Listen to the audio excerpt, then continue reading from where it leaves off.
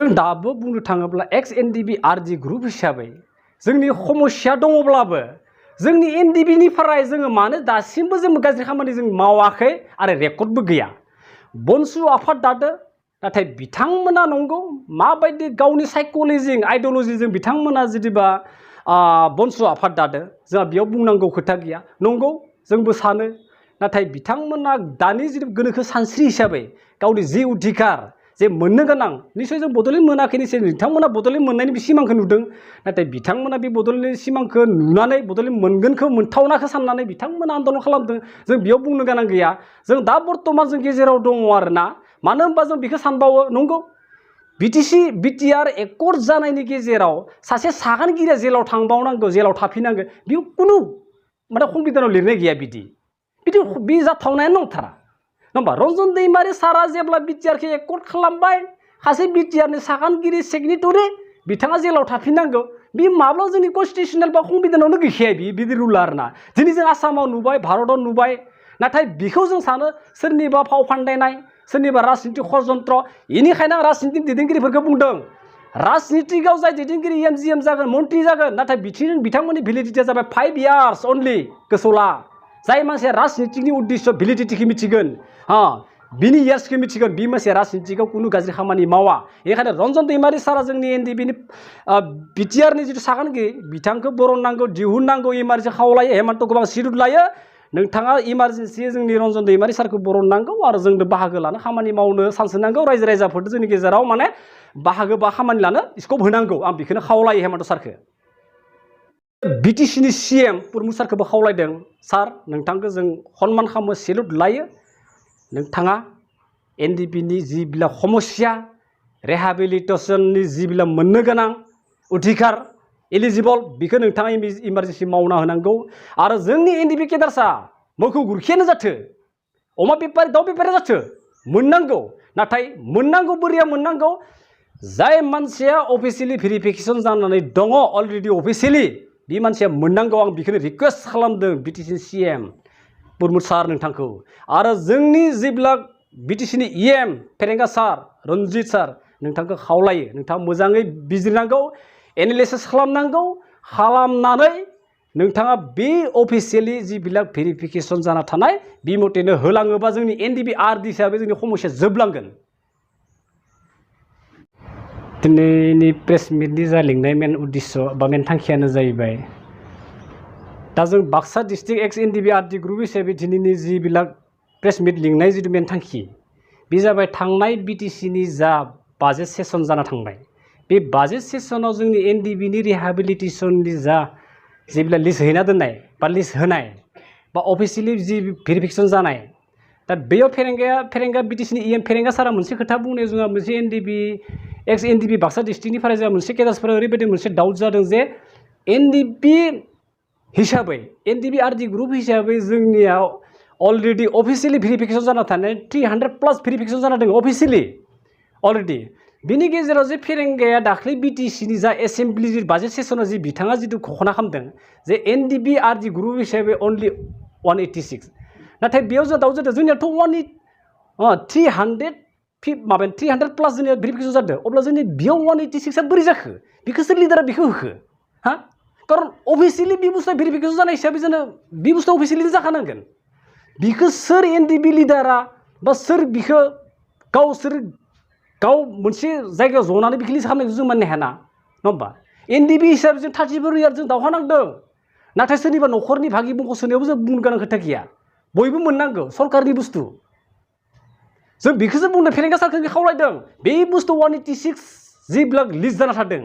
बे लिस्टखौ रिजेक्ट खालामनांगौ जों माब्लाबो जों गनाया जों मानिया मानो होनबा जों मोनाखै नामा जों डाइरेक्टलि जों अपेनलिबो जों चेलेन्ज खालामदों जोंनि जि मोननो गोनां थांखि सरकारा होदों सरकारा दिनै जोंखौ नासयाखै जोंनि एनडिबि लिडारनि गेजेरावसो जोंखौ नासयदों ना जोंनि एनडिबि आरडि ग्रुपनिफ्राय एमसिएलए गैयैखाय ना एमएलए गैयैखाय ना नासयदों नामा जों बेखौ जों माब्लाबाबो जोङो खैज' खालामनो हानाय नङा आरो जों बेखौ जों माब्लाबाबो सहाया जोंनि जि मोननो गोनां रिहेबिलिटेसन बेखौ मोननांगोन जोंनो नांगौ मानो नांगौ होनोब्ला जों दिनै खननै इतिमধ্যे लिस्ट हैबाय खनसेया जाबाय 184 केन्सेल खालामनानै 186 अनलि हानै प्लास जादों बेयाव हानै सोसनदों आरो बोरै जाखो बि ओमफ्राय माखासे थालांबावगोन ना मोननांगौ बुस्थुखौ जों मोननांगौखौ जों मोननांगौ आरो ना थांखिया बेनो जोंनिया जे नांगौ नङाब्ला सोरबा एनडिबि लिडारा जुदि गाज्रि खामानि मावनानै जुदि बै लिस्टखौ जुदि 2 नम्बरै खालामनानै गावसोरनि न'खरै सोदोबा बेयाव गोरोन्थिया जागोन लिडारफोरनि सायाव जागोन सरकारा जोंखौ जाबा माबा खालामाखै जोंखौ नाकस खालामाखै सरकारा होगासिनो एनडिबि थांनाय जुदि एकर्ड माबायाव जेब्ला मा होनना बुङो बेखौ थांनाय जे आर्म्स ले डाउन 2020 नि जानुवारि 30 तारिखे अब्ला एनडिबि आरडि हिसाबै 579 जन होदो एनडिबि एस हिसाबै 200 जन 1000 जन मानसिया मोनदों जों बेयाव बुंनो गोनां दरकार गैया दाउ बेपारि अमा बेपारि मोनो जों बुंनो गोनां मोननांगौ बर'नो धोनि जानांगौ बर'नो मोननांगौ अट' मानसि थैलांबाय अट' मानसि बुख्रुबजाबाय फिजिकेलि डेमेज जालांजोब्बाय जों दिनै मानो मोना मानो लिस्ट बानायबाय थादों बिदिलाय बिदिखौ जों माबा मानिया दै दिनै एनडिबि लिडारा जोंखौ धोनि जानायखौ बा थाखा मोननायखौ मानो नाकस खालामदों मानो नासयदों एनडिबि आरडिनि निसय सोरबा सासेया लिस्ट हैदों बेखौ जों माब्लाबा मानिनो हाया आरोना जोंनि जिबिलाक एनडिबि लिडारा गावसोरनि सोरनिबा न'खरनि होदो सोरखौ फंबायदों जों बेखौ बुंनाङा जों बेखौ बुङा जोंनि जि एनडिबिनि जि दावहा नांनाय 30 जों दावहा नांनानै जिबिला सरकारा जोंनो होनाय बेखौसो जों मोननो लुगैदों सोरनिबा सम्पति नामा एनडिबि सोरबा लिडारनि सम्पति बिमा बिफानि सम्पति नङाथ' इयो सरकारासो होनाय जोंनो सोरनिबा बिमा बिफानि सम्पतिखौ गावा माने साब्रै साबा लिस्ट खालामना हैनायखौ जों मानिया नायखो जोंबो बुंनो हायो जोंबो गोहो दङ जोंबो नांनो हायो बिदिब्ला जोंनि बर' बा गावजों लिडारनि गेजेराव एनडिबिनि गेजेरजों खावनै हाथं खालामनायखौ जों लुगैया दै जोंबो दावहा नांनायाव दाबो दङ जोंबो रेबाखै जोंबो दाबो अरायबो जोंबो दावहा नांनो थाखाय थियारि मानि थाखाय थियारि दिनै जोंनि मोननो गोनां बुस्थुखौ जों मोनालासिनो जों गावसोर गोसो बायदि हरनाय माखासे भेरिफाइडआ मा जागोन होनबा 300+ भेरिफिकेसन जाना दं अफिसियेलि बेनिखायनो आसामनि जेब्ला चिफ मिनिस्टार हेमन्त बिश्व शर्मा खावलायदों बिथांमोना जोंनो होगासिनो आरो बिथांमोना होगोन नङा होमबा बिजेपिया जोंनो होगोन बिथाङा एकर्ड खालामबाय बिजेपि हिसाबै एकर्ड खालामदों जोंनो आरो बिजेपियानो जोंनो रिहेबिलिटेसन होगोन आरो जोंनो एनडिबिफोरनि जा केडार्स बिथांमोननि जे अनसुंथाइ बिथांमोना जोंनो होगासिनो दोङो नाथाय जोंनि दलनि एनडिबिफोरनि गेजेरावसो जाहाथे बे बुस्थुआ जाबाय थादों कन्डिसन माने बे ब्लेकमेल जाबाय थादों आरो बुस्थुआ लिस्टनि खेथ्रआव आरो दा बेनिखायनो आं खावलायदों जाय एनडिबि आरडि हिसाबै जा लिस्ट बानायना होदों फेरेंगा बिटिसिनि इएम फेरेंगा सारनो दा बिथाङा फेरेंगा साराबो बेखौ एनालाइसिस खालामफिननांगौ आरो गुवारै बिजिरनानै बे लिस्टखौ केन्सेल खालामनानै गोदान लिस्ट होनांगौ आरो नङाब्ला निजा डिस्ट्रिक्टआव एसपि अफिसाव बे रेकर्डखौ लानांगौ कारन बिटिसि सासे इएम हिसाबै बिथांनियाव दायित्व दङ दायित्व थानाय हिसाबै बिथाङा इएम हिसाबै जिबिलाक डिस्ट्रिक्टनि जुदि एसपि थायो एसपिखौ कनसेन्ट होबानो बिथांमोना लिस्टखौ मोनो सोरबा हाबाया साहा दखानाव जना लिस्ट बानायना हैनायखौ बिखौ फेरेंगा सारा नाकस खालामनांगौ आं रिकुवेस्ट खालामो सार नोंथांखौ फेरेंगा सार नोंथांखौ रिकुवेस्ट खालामो नोंथाङा बिखौ बिजिरफिननांगौ आरो जोंनि जा माखासे एनडिबिनि जिबिलाक रिहेबिलिटेसन गासैबो अफिसियेलि जिबिलाक भेरिफिकेसन जानाय पुलिस भेरिफिकेसन बे मथेनो मोननांगौ होनना खावलायो इएम सार नोंथांखौ ओरैनो जोंनि गेजेराव मोननाया 400+ मोनबाय 400 आरो माखासे जेनेबा जोंनिया दा जेनेबा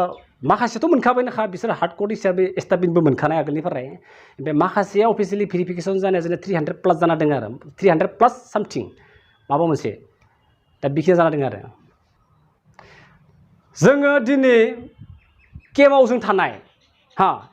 जेब्ला जोंनि रन्जन दैमारि सारा फास्ट ट्रेक आदालत जेब्ला जादोंमोन बै समनिफ्रायनो जेब्ला सारा जेलाव थाङो बै समनिफ्रायनो जोंनि लिडारफोरा केम्प कामान्डार बा सोरबा फाइनेसार सोरबा आर्मि चिफ सोरबा सिअ बिथांमोना माने रन्जन दैमारि साला जेलाव थांनायनि उनाव माने गावबा गाव केदारसा मा जादों जायाखै बेखौ गुरुत्व गैया जाहैबाय आरो माने गावसोरा उदां खामानि मावनो हानाय बायदिसो बिथांमोना मावनायखौ जों नुदों आरो ना दिनै जों केम्पआव थानानै जों सेन्ट्रि होआखै नामा केम्पआव जों सानसेयाव खननै ओंखाम सङाखै नामा फुंनि खेबसे मोनानि खेबसे जों सारमोनखौ अफिसार मेसेज लानानै जों बिथांमोनखौ रेसपन्ड होआखै नामा 2 घन्टा गुरि जों सेन्ट्रि होयो केम्पआव जोंबोथ' केम्पनि खामानि मावदों एनडिबि आफादनि डिसिप्लिन बा रुलखौ जों मानिनानै सोलिबोदों ना जोंनि गोरोन्थिया मा जोंनि बै रिहेबिलिटेसननि लिस्टआव सोसनजायैनि गोरोन्थिया मा मावदों जोङो सोरबा एनडिबि लिडारफोरा बुंनो हागोन ना एनिबडी केन नो केन से एनडिबि लिडार्स आइ रिक्वेस्ट बिसोर बुंनो हाया जोंखौ माब्लाबाबो बुंनो हाया जोंनि गोरोन्थिया मा दिनैथ' जों नुदों गावबा गाव न'खरनि जोंनि गरेस्वराव बिथांमोन थिकादार मानसिया बोरै हाबखो जों एसपिखौ खावलायगोन डिस्ट्रिक्ट वाइसआव जों खावलायगोन नाथाय जों एसपि अफिसाव थांनानै जों बुंगोन बिथांमोना नंखाय गामबुराखौ लाना जों सार्भे खालामगोन दानिया मानो होनबा बि मानसि थिकादार माब्ला एनडिबि जाखो बिथाङासो फार्स्ट लिस्ट हा बिथांमोना पाब्लिक जों पाब्लिकखौबो जों हामा मोना मोननांगौ बयबो सरकारि बुस्थु नङा हा जों अकल जों लुगैयाखै मावनाय हिसाबै जोंनिया थानांगौ बेखौसो बुंदों जोंनि नामा दाबो गैया इयाव सोसन जायाखै मानि थाखाय सोसन जायाखै हा थैनायबाथ' आलादा जायगामोन थैयावनो जोंखौ थगायनायदों नाथाय जोंबो रोंगौ जोंबो नांनो हायो सोरबा एनडिबि लिडारा जुदि रोङाबा हेगारो जों मावगोन जों गाव काहिलिपारा हेड अफिसाव थांना जों खामानि मावदो दे एनडिबि लिडार नोंथांमोनखौ खावलायो नोंथांमोना मोजां माव